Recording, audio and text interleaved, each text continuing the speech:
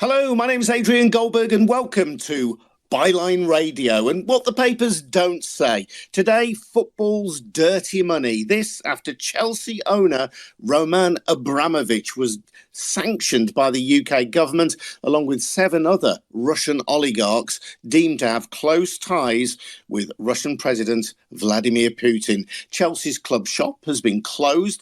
They can't even sell match tickets, but they can continue to play. The government says that Putin has had a close relationship for decades with Russian President Vladimir Putin. They say the association has included obtaining a financial benefit or other material benefit from the government of Russia. These included tax breaks for his companies, the buying and selling of shares from and to the state at favourable rates, and contracts linked to the 2018 FIFA World Cup. Now, the oligarchs, not just Abramovich, but the 8 in total, are said by the Foreign Secretary Liz Truss to have the blood of the Ukrainian people on their hands. The question is, how much more dirty money is circulating around English football? We're going to speak very shortly to Luke Hildyard.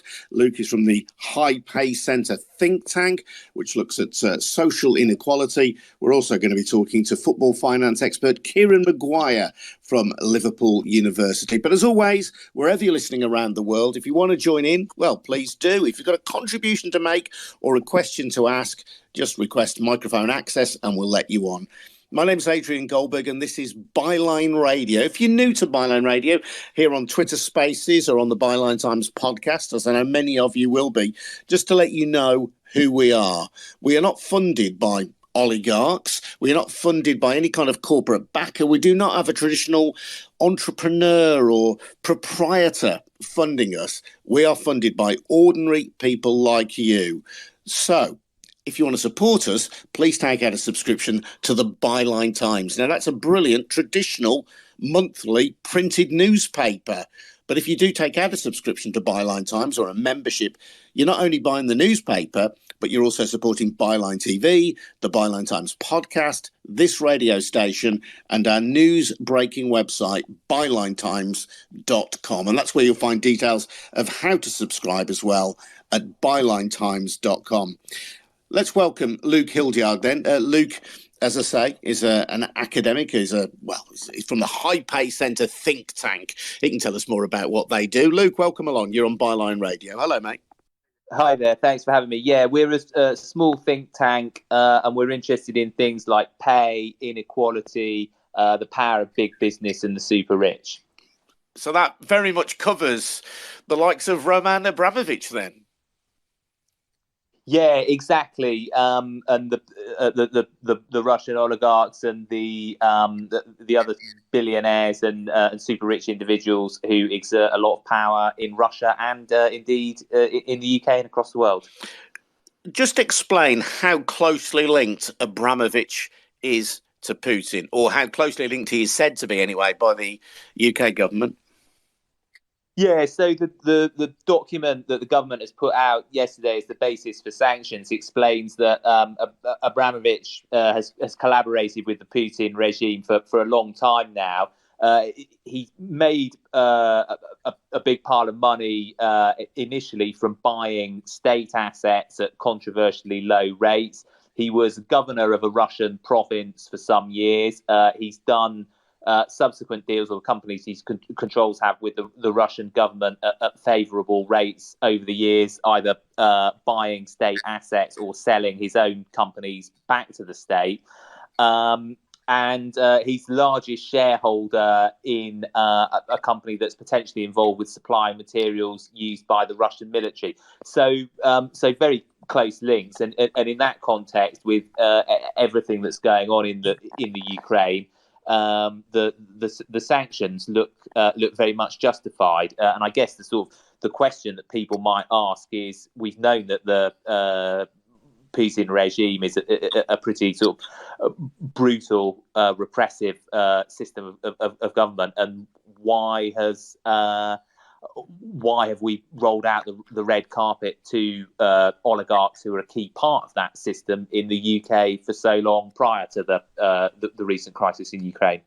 Yeah, Luke, stay there if you would. And if people want to ask you a question, I know you're more than happy to take them. Also want to welcome on to the podcast Kieran Maguire. He is an academic. He's from Liverpool University, a football finance expert. Welcome along, Kieran, to Byline Radio. How are you doing? You're right. Yeah, it's another quiet day in the world of football finance and money. As Luke says, these links between Abramovich and Putin have been known about for many years. I mean, clearly, Russia hasn't invaded Ukraine previously, or at least not in the wholesale way that it has done so now, although many people argue that the invasion actually started in 2014. Do you think football and the government have suddenly discovered a conscience about this, Kieran? Or is it now they've just got to the point where they have to be seen to be doing something? As far as this issue is concerned, football will say that it should be treated identically to any other industry. And if other UK companies can export goods and services to Russia and vice versa, and if there can be investment from Russian oligarchs into the UK in the property market and in other markets, then why should football be treated separately? So that's always going to be football's defence. Should we as football fans expect to treat the game that we love to a higher degree of moral and ethical scrutiny than an airline or an automobile company? Yeah, that's an interesting point. So if we have, I don't know, Russian oligarchs buying huge properties in central London, if we have Russian oligarchs making investments in our media companies, for example, then why shouldn't they make investments in football clubs? They should be treated no differently than any other enterprise. Well, that's the view taken by some. I'm strictly a numbers dude, so I try to. I try to skirt around the political and ethical issues, but given what has happened in Russia and what Putin has done in invading, but it is war. Let's not pretend any otherwise. That there is no way that I think that Russian investment can be accepted, although. As we speak, there is another club in the English professional game which is owned by a Russian individual. Indeed, who at the moment anyway does not face sanctions, as far as we understand. Tell me, Kieran, about the impact of this on Chelsea. They've won the European Cup twice. They're not going to win the Premier League this season, but they're the best club after Manchester City and Liverpool this season. So they're clearly very competitive. What's the immediate impact of these sanctions going to be on that football team? Well, if we take a look at the way that Roman Abramovich has run Chelsea Football Club, he's treated it as an executive toy, as a personal fun palace, and he's put huge amounts of money into the club. And what we've seen relatively recently is he effectively covers the monthly costs by lending money to Chelsea. Sometimes he'll then take that money out when Chelsea have received money from sponsors or broadcasters. So the last financial year, he lent £150 million and he took back 130. So he effectively works as the bank of mum and dad, or a payday lender in respect of the club, except it's all interest free. This leaves Chelsea with a predicament because they only had £17 million in their bank account based on their most recent accounts, which are admittedly a few months old, but the wage bill is £28 million a month. So the first question you ask is, in 2.5 weeks time, how is that wage bill going to be paid? Well, that's a very interesting question. And I was chatting this morning to the group Fair Game, of which I am an ambassador. I have to declare an interest there. They're seeking to make football more sustainable in the long term, less reliant on these oligarchs. And Chelsea are by no means the only club who are reliant on a wealthy investor. And Fair Game said The situation at Chelsea is yet another example as why football needs a radical rethink. The question marks over the club's future are a result of a culture that ignores financial sustainability. Too many clubs are being bankrolled, and the question has to be asked, what happens when they disappear? We need to move away from a culture that is largely dependent on owner benefactors. In 2020, 52% of clubs were technically insolvent, and that was before the pandemic. These numbers need to change. We need real-time financial reporting, powers to intervene when problems arise, and crucially, the sustainability index, an index that uses the vast sum of funds from the TV revenues to reward well-run clubs that are financially sustainable and can survive without an owner benefactor. And the truth is, Kieran, isn't it, that even the biggest clubs, and Chelsea are a great example of this, do rely on this external funding, which sometimes does not get repaid to the benefactor. It is either effectively a grant, an interest-free loan that is never repaid. Yes, I mean, in the case of Chelsea, it was £1,514,000,000 has come from Roman Abramovich to provide funding for the club. And I absolutely accept what Fair Game have said, but if you actually talk to football fans, it's not what they want. If we go back to another recent takeover in the case of Newcastle United, they had an owner, Mike Ashley, who is a controversial figure, as we know. He ran Newcastle United on a sustainable basis. The club did used to break even from year to year. Mike Ashley was loathed in the Newcastle area. Why was that? It was precisely because he wouldn't spend more money. So do we have to have a reset in our mentality when it comes to fans? Do we want a sustainable club, or the reaction of Newcastle fans, and this isn't a criticism of them, we're now richer than God. When the PIF deal was approved, and they started looking at who are they going to sign and how much money could be spent, and so on. So there's a strange relationship, but in terms of many of the stakeholders in the game, some people talk about sustainability, but when you actually dig deep, is that what they really want? Well, I suspect many fans are split on this, actually, Kieran. I think there are fans who would welcome true sustainability in football. I have to say, as a season ticket holder of West Bromwich Albion, I would welcome it, not least because the lack of the fact that clubs are not run on a sustainable basis distorts the whole game for me. My club has to rely on the income it gets from TV and the income it gets through the gate, but there's no wealthy benefactor, even though we have Chinese owners, one of whom is supposedly a billionaire. But we've none of that money finds its way into my football club. And the top clubs tend to be run on a model where they're reliant on this external investment. So I'd be quite happy as a fan. And, from an ethical point of view, I'd be quite happy to see football run on a sustainable basis. But I also acknowledge that many fans, the prospect of a new owner on the horizon, all they'll say is, how deep are his or her pockets, and can we have some of that, please, for our football club? And they won't shed too many tears or lie awake at night worrying about whether it's fair or sustainable or ethical. You're absolutely right. Yeah, they're like children in a toy shop with their mum and dad, and can I have this and can I have that, and so on. Because we like the afterglow of success, and if we have sustainable football, does that mean we also create a self-perpetuating closed shop? Because those clubs who already have a financial advantage in terms of they've got bigger stadiums, they've got bigger commercial links, they therefore tend to be playing in the Champions League, does that bake the money in? And we end up with, and it could, that accusation could be made already in respect of the Premier League. You're baked in with exactly the same clubs finishing in exactly the same positions every year, and you end up with something similar to what we have in Germany, where Bayern Munich win the Bundesliga every year, and everybody else is chasing the minor places, because they do have more of a sustainable model there under the 50+1 rule. Interesting stuff. Kieran, I know you've had a very busy morning. Feel free to stay with us, but feel free to drop off as well, because I know you've been doing numerous media outlets. It's great to speak to you as always. You're welcome to stay, though. It'd be great to have more of you. And if you want to ask any questions, either of Kieran while he's here or of Luke Hildyard, by all means do, if you're a football fan or if you're not a football fan. And Luke, you and I were chatting a little earlier before we started recording, and you referenced Roman Abramovich's involvement in the military-industrial complex of Russia.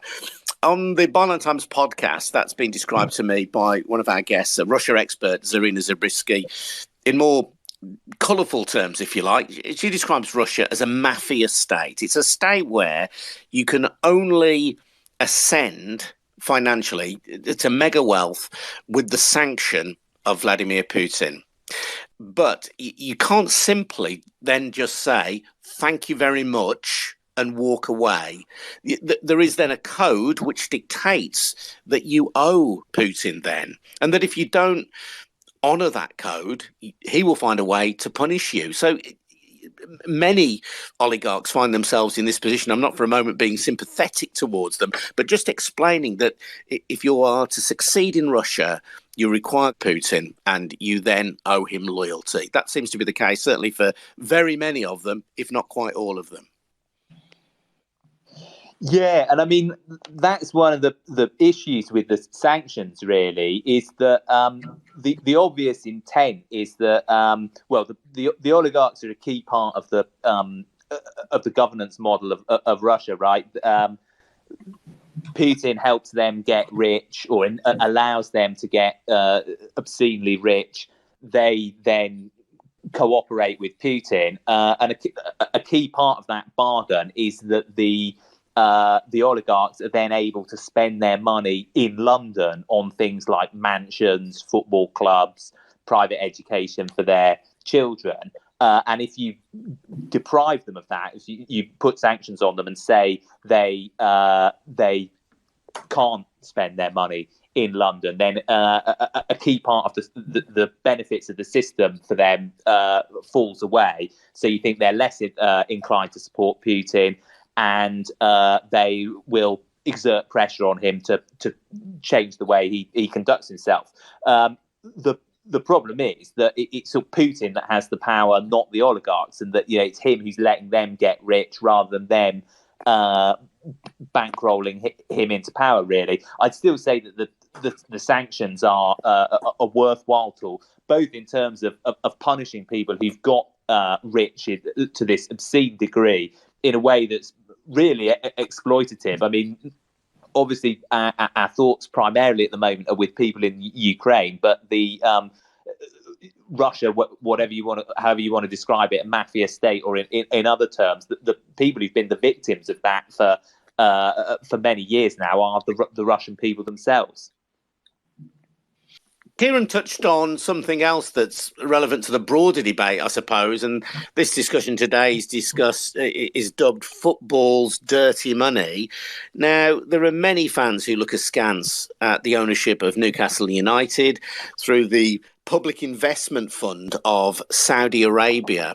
Now, that takeover was predicated on the assumption that Saudi Arabia directly, as a government, will not control Newcastle United. So we're told that there are these kind of clear divisions. But nevertheless, it is the public investment fund of an oil state, and an oil state that is sadly known and notorious for its human rights abuses, and whose leader, Mohammed bin Salman, has been accused by international human rights groups of complicity in the murder of the journalist Kamal Khashoggi. And people will be saying, what is the difference between Chelsea and Newcastle? Yeah, and rightly so. And I mean, the Saudi regime has been involved in this conflict in Yemen for many years. That bears a lot of similarities with a lot of differences as well, but a lot of similarities with Russia's invasion of Ukraine. So you've got a brutally repressive regime causing so much death and suffering in another country through their military intervention there, But as you say, the Saudis are our allies rather than facing sanctions and being kicked out of football and what have you. So I mean, I'd certainly agree with that. I think it's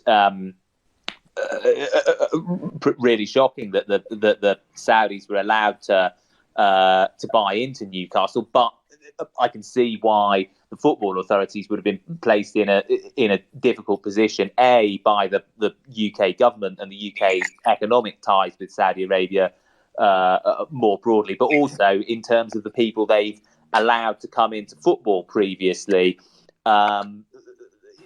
from with associated with controversial states or business interests. It makes it more difficult to suddenly draw in a line in the sand re ethical concerns over Saudi Arabia. Yeah. Kieran, I'm always intrigued, and you and I have spoken on various platforms about this in the past, about football's owners and directors test. And of course, from the Newcastle United point of view, I guess there's an equivalence here with Chelsea in that the UK government generally welcomes Saudi investment in the UK. So might argue, well, why should a football club be any different? Why should we expect it to be in any way ethically or morally superior? But we do have a range of investors from overseas in our national game, owning clubs that are well-loved local institutions whose provenance is largely unknown. Yes, sometimes we choose not to look too closely, and in respect of some owners who are UK-based, we don't look too closely as to exactly how did that billionaire become a billionaire, because it's not from helping old little ladies across the road.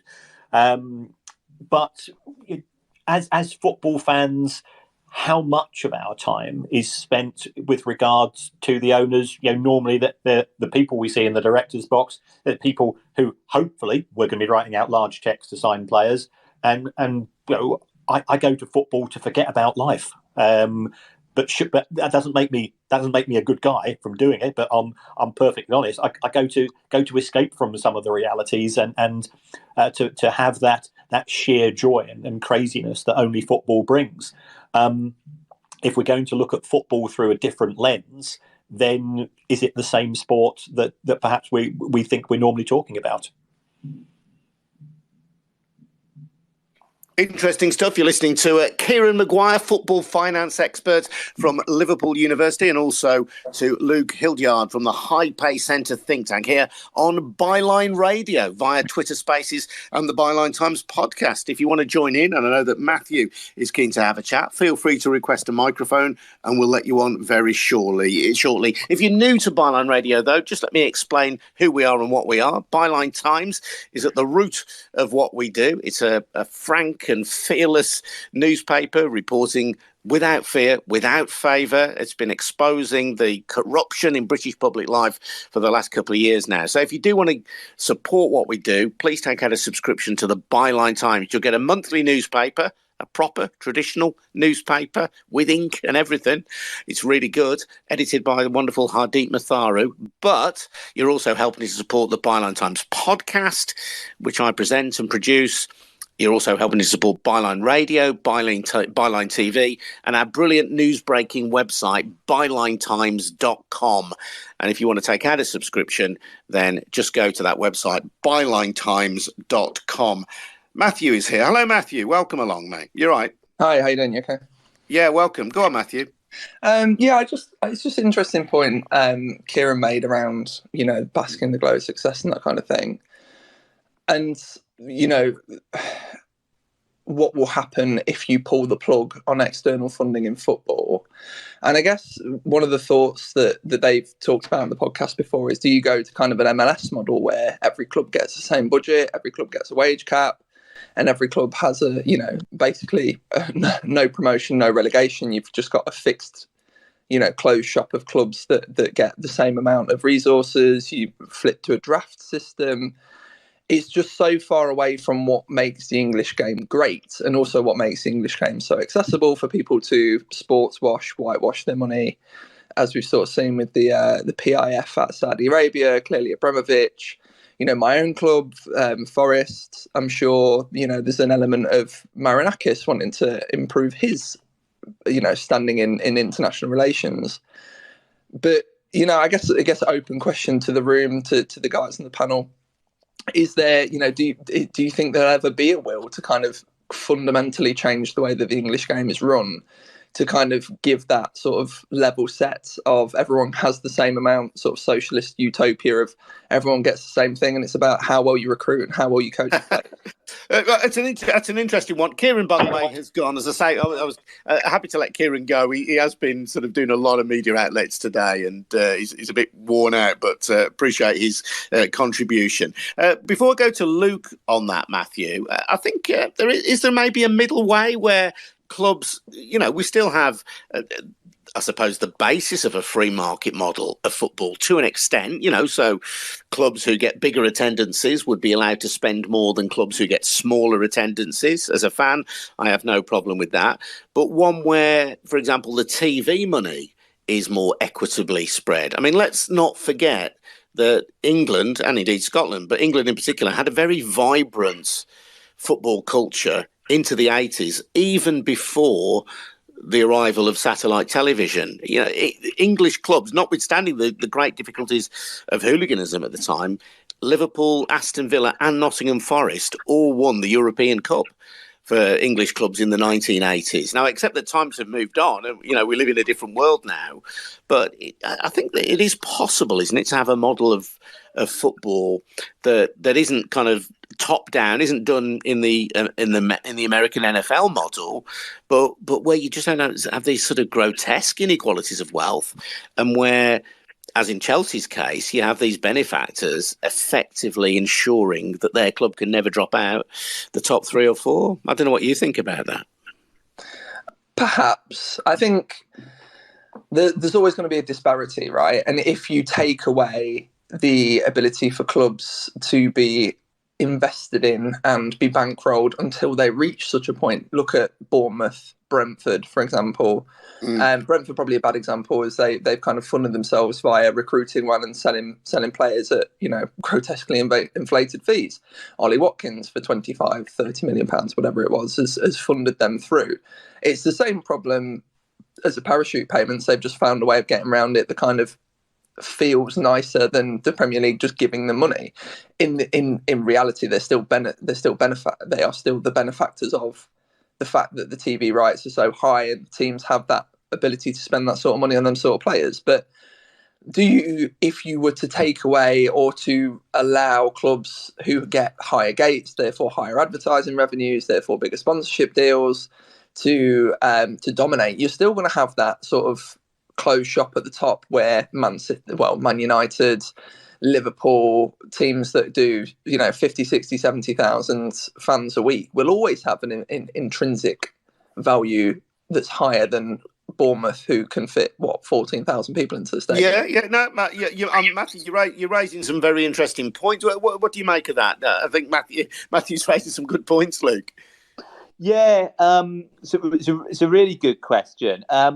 So I just wanted to come back to something related to this that Kieran said about the Newcastle fans largely welcoming the Saudi takeover, and I found it a bit depressing that they did. But equally, I can understand why, and I don't think it's necessarily a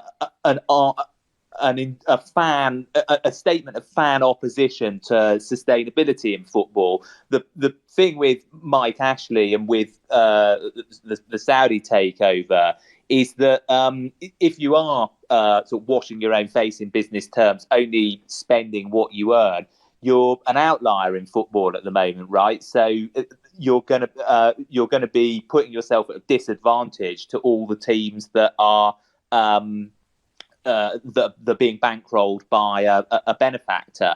So once a benefactor comes into your club and replaces a sustainable owner, and I mean, I wouldn't sort of consider Mike Ashley for a number of reasons to be a sort of the ideal individual to be running a football club. But if you've got a benefactor coming in, that's kind of what you need to compete. So if you had a system where every club was required to be run sustainably, I don't think you would have quite the clamour from fans to get billionaire owners in. You wouldn't have Chelsea fans chanting the name of Roman Abramovich, an oligarch and commodities magnate, rather than chanting the names of players and managers, which I think is what football fans should be doing. Another sort of related to the point that Matthew raises is in the lower leagues. I mean, Liverpool, Man United, Chelsea, Man City, the top clubs have all got reasonably predictable income streams. They're going to be selling out their stadium every week. They know how much TV money they're going to be getting, more or less. They've got these long-term commercial partnerships.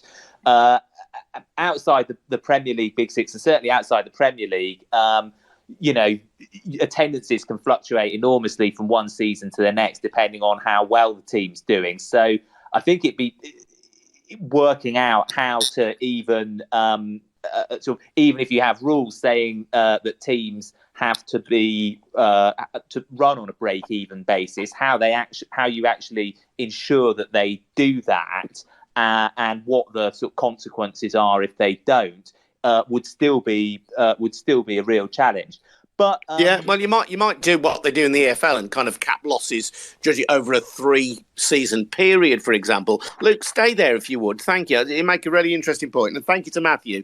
I do want to welcome onto the show Dennis Ghanza. Now, Dennis is a regular contributor to Byline Radio. He's in Kyiv, and of course, one of the reasons, primarily the reason we're talking about this, is because of the sanctions on Roman Abramovich as a result of the invasion of Ukraine by Russia, by Abramovich's mate, Vladimir Putin. So I want to speak to Dennis, and I think the last time we spoke to Dennis, he'd lost a close friend of his, and I'm just really keen that we stay in touch with him, and he becomes someone through whom we can see the carnage being wrought in Ukraine. Dennis, welcome to Byline Radio. How are you doing? You're right.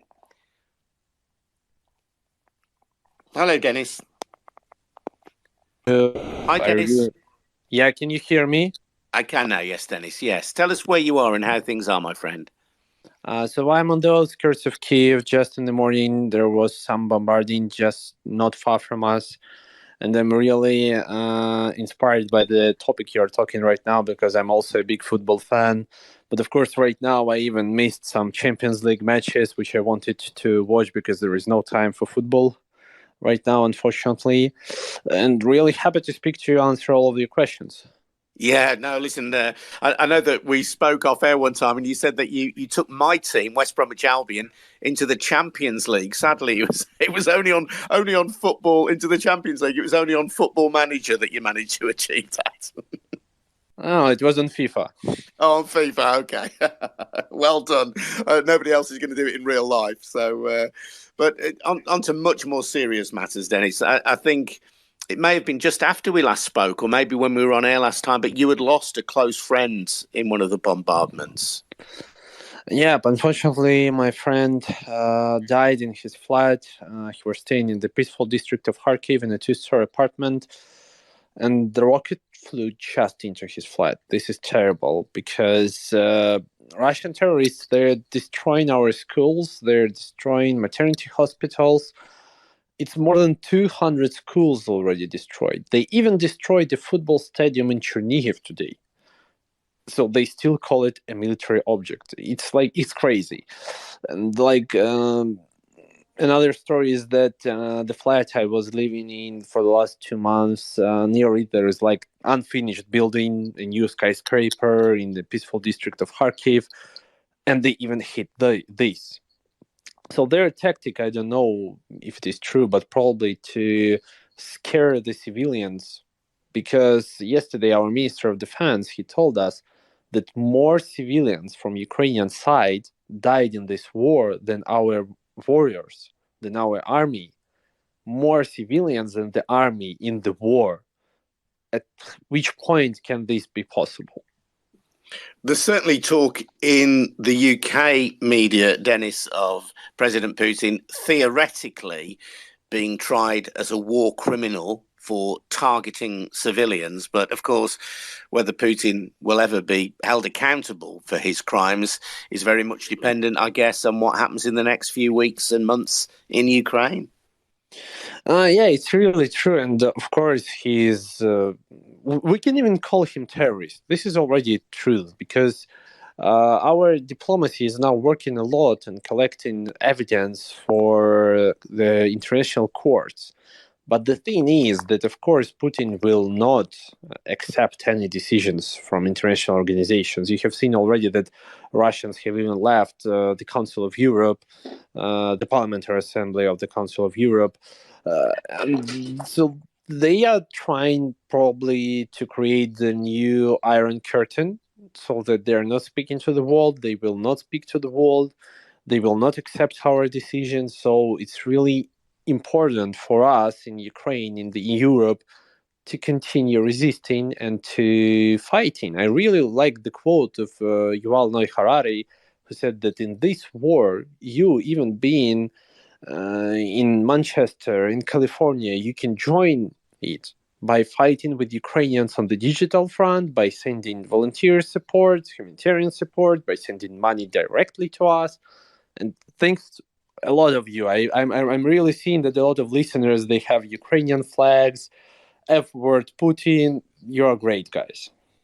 Yeah, well, those are people who are listening to us today. Somebody who does have F Putin as his Twitter avatar at the moment. And I'd like to say hello as well to Stephen, to Jambo, to Forja, to Watcher, to Basia, to Jordan, to John C., to Jonathan, to Nathan, to Luke, to Lloyd, to Matty, and to Emma. So many people tuning in to Byline Radio, and I'm sure the vast majority of them, Dennis, are totally supportive of your situation, as indeed am I, unquestionably and wholeheartedly. And you've mentioned the bombardments that you've heard in Kyiv today.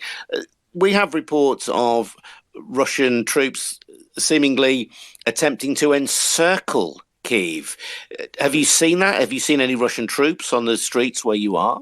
I'm on the south of Kyiv, so this is probably the part it will be nearly hard to reach for them, nearly impossible. Just 2 days ago, there were some rockets flying over me, but our artillery shot them down. And speaking about the reports of encircling Kyiv, yesterday they were trying to attack Kyiv from the east, from the city of Brovary, but our army destroyed them so well. They really destroyed the whole column of tanks that there is no way they can come to Kyiv right now. Because, believe me, Kyiv right now, at every street, is so well prepared to fight. Is so well prepared to hold the defense. It's just the case that right now we really need to make sure that people from Mariupol have humanitarian corridor, that people from Kharkiv have humanitarian corridor, to bring back Kherson, Novakhovka, Melitopol, which are in the south. But Mariupol is a real disaster. It's a humanitarian disaster already, and what the Russian barbarians are doing there, it's just unacceptable. Yeah, well, we've seen, amongst other things, amongst other atrocities, the targeting, of course, of a maternity hospital, of all things, in Mariupol.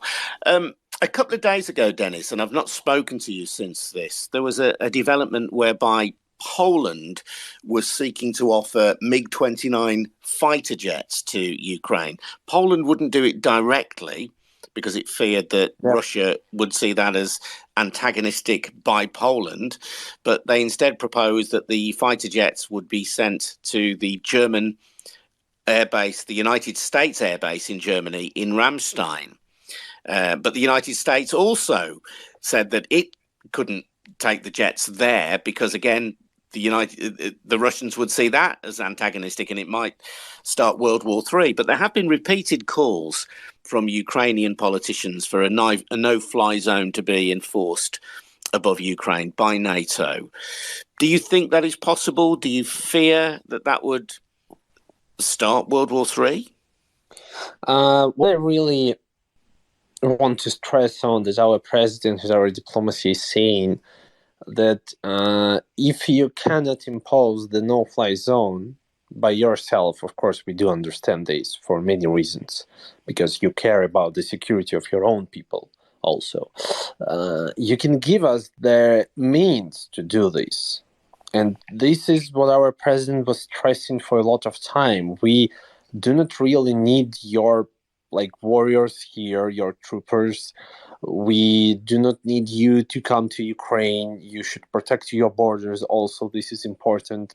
This is why Poland is saying that it wants to have new planes and give us the old ones, because it's also important for you to protect your borders, because nobody knows what will be the next move of Putin's army. But it's really, it will save a lot of lives, believe me, because right now, Ukrainian army has already proven that on the ground, we will destroy them. There is no way they can win us on the ground. But in the air, of course, they have their advantage. And this is the problem which we are trying to deal with. But generally speaking, of course, there are a lot of support which is not disclosed by security reasons. And this was mentioned a lot by our Ministry of Foreign Affairs. It's just that not everything is disclosed and not everything is going to the public. Dennis, we really hope that you stay safe, and we'll stay in touch with you over the coming days and weeks and feature you regularly on Byline Radio. We're now doing a daily show Monday to Friday, and we'll touch in with you again, and fingers crossed for you and for your fellow Ukrainians. Thank you so much for joining us, Dennis. Thank you so much, and hope West Bromwich Albion will get to some wins soon. Well, compared to your situation, it's nothing, but I will happily take 3 points against Huddersfield tonight. Thank you, Dennis. Have a great day. Bye. Great to speak to you. I want to bring in as well Stephen Colgrave. Now, Stephen is one of the founders of the Byline Times, and I just want to tell you about the Byline Festival, which is taking place next month in London. Stephen, welcome along. Your first appearance on Byline Radio. How are you doing? You're right. Very good, Adrian. Yeah, very, very pleased to be here. Yeah, it's lovely to have you on, and we will go back to the football's dirty money in a moment with Luke and any other callers who want to join in. But I think the Byline Festival, which was kind of one of the well springs from which the Byline Times arose, is back. It's been unavailable due to COVID, but it's back again. And for people who don't know about the festival, just give us the big sell, Stephen. Yeah, no, it's fantastic to be back after a couple of years. We started the festival in 2017 in a forest down in Sussex. The last one we did in 2019, we actually had 8,500 people turn up. We also sneaked one in New York in 2017, but we are actually coming back this time to London, which is great. We're going to be at Acklam Village in North Kensington. And Byline Festival is the only festival in the world that really wants to change the world. And that's what it's all about. I think the difference is that in 2019, Byline Times was fairly sort of embryonic. And now we have lots of fantastic writers. So the idea of the festival, it is a festival. It's not a conference, which means that we do have lots of talk panels during the day. But in the evening, we have music and comedy and some special events. Probably the most special event is the Bad Press Awards, which this year are going to be run by Jonathan Pye, who's taken the baton over from John Cleese. And the Bad Press Awards, as we say, is a bit like a mix between the Bad Sex Awards and the Oscars on a good night. And what we do is we actually award some of the worst excesses of the press. And this year, Byline TV are going to be actually taking videos of us trying to give the awards to people. So expect us to be turning up to News International and trying to pop awards on their desk, or, doorstepping Rupert Murdoch and things like that, which will be good fun. Don't be giving away who the winners are now, Stephen. I'm afraid it's slightly boring because, we always find an award somewhere. But yes. Yes, but we've also got Don Letts DJing. We've got a salsa band and a samba band. We've got our poet laureate, which is Selena Godden. But we kick off actually with a live on-stage version of our Byline TV Live, which is going to include Peter Jukes and Carol Cadwallader talking very much about the sort of information wards and things like that. So, it's great fun. We'd love you all to be there. If you can't be there, we also have virtual tickets this year, and Byline TV is creating a sort of outside broadcast of it all, which is, not streaming. It's make you feel you're actually there. So it's on the 29th, Saturday the 29th of April through to Friday 29th of April through to Sunday evening on the 1st of May. And you can check out tickets and everything at bylinefestival.com. Yeah, I'll be there doing a bit of Byline Radio on the Saturday, I think. As you say, fantastic. No, we're really looking forward to you broadcasting out Byline Radio. So it'll be an outside broadcast for Byline Radio as well. Possibly our first, yes. Which involves you need to have one of those like Radio 1 sort of caravans that you can do it from. It's great. With Byline Radio, it's my phone, Stephen. That's all I'll have for my OB. It's brilliant. Well, we'll pop you in the green room, so at least you'll be sort of bumping into the right people and have a nice, comfy sofa. So we'll make sure you have that. But, I mean, great people like Jonathan Pyers, you've mentioned, Dawn Butler, the MP, Carol Cadwallader, as you mentioned in conversation with Peter Duke, Sanjeev Bhaskar, David Harewood. It's going to be great. Stephen, thank you. Rio Ferdinand as well. In conversation with you. Yeah, and Lord Dubbs, who was one of the kinder children, transport children, who's going to talk about being a refugee, and he's going to introduce the Refugees Choir. One last thing, I know I have to go so you can get back to football, but we've also got Howard Goodall composing a special piece that we're going to sort of premiere for the first time. So that's going to be quite exciting too. So yeah, it's all going to be good fun, and we're really looking forward to seeing everybody there. So that's Friday the 29th of April to Sunday the 1st of May at Acklam Village, North Kensington, London. More details at bylinefestival.com. Thanks very much indeed, Stephen. See you soon, mate. Thank you. Thank you. Thanks. Bye. Cheers. Let's just get a final word now from Luke Hildyard. And Luke, as I say, is from a think tank, the High Pay Centre. And he's been holding our hand through this debate around football's dirty money today. Luke, I mentioned the various sources of global money and indeed UK-based money of uncertain provenance floating around the game. There is a movement. I know Kieran perhaps was a little bit sceptical about this, but the government, there is a movement to kind of challenge this a little bit. And Tracy Crouch had her fan-led review of football governance. We await news of whether that's going to be included in the Queen's speech. But if that were introduced, you would have a regulator, an independent regulator of football, but government-backed independent regulator for the first time, with the power to sanction owners, with the power, in theory, to demand information from owners about who they are and where their wealth has come from. That would be tougher laws, I suppose, for football than are applied generally to society. But I think many fans would say, and a good thing too. Yeah, definitely. And I mean, if the regulator could intervene around things like ticket prices,